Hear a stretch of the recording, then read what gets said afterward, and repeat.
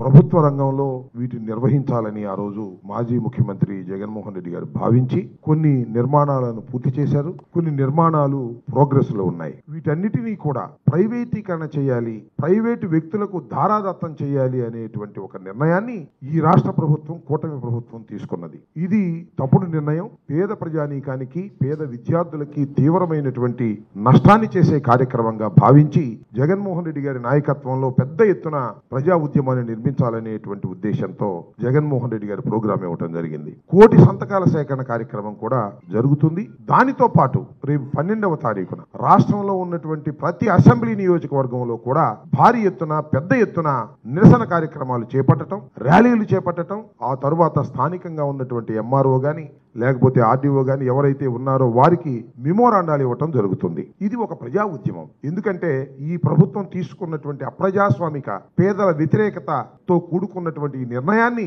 మార్చుకోవాలనే ఉద్దేశంతో మేము ఈ ప్రజా ఉద్యమాన్ని నిర్మించడం జరుగుతూ ఉంది. ఖచ్చితంగా ఈ ప్రభుత్వం ఆ నిర్ణయాన్ని వెనక్కు తీసుకోకపోయినట్లయితే ఇంకా పెద్ద ఎత్తున ప్రజా ఉద్యమాలు నిర్మించడం జరుగుతుందని కూడా ఈ సందర్భంగా తెలియపరుస్తూ ఉన్నాం. 12వ తారీఖున చాలా పెద్ద ఎత్తున ప్రతి నియోజకవర్గంలోనూ 175 నియోజకవర్గాలు కలిగినటువంటి ఈ రాష్ట్రంలో ప్రతి నియోజకవర్గంలోనూ ఇన్ఛార్జీలు గాని, అక్కడ ఉన్నటువంటి క్యాడర్ గాని, ఇంకా ప్రజా సంఘాలను కలుపుకొని పెద్ద ఎత్తున ఈ నిరసన ప్రదర్శన నిర్వహించడం ద్వారా కూటమి ప్రభుత్వానికి కళ్ళు తెరిపించే విధంగా చేయాలనేటువంటి కార్యక్రమాన్ని చేపట్టడం జరిగింది. దానికి సంబంధించి ఇవాళ ఈ పోస్టర్ రిలీజ్ ను కూడా చేయడం జరిగిందని ఈ సందర్భంగా తెలియపరుస్తూ ప్రభుత్వం తక్షణమే వారు తీసుకున్నటువంటి నిర్ణయాన్ని వెనక్కు తీసుకోవాలని, రద్దు చేయాలని డిమాండ్ చేస్తూ ఉన్నాం.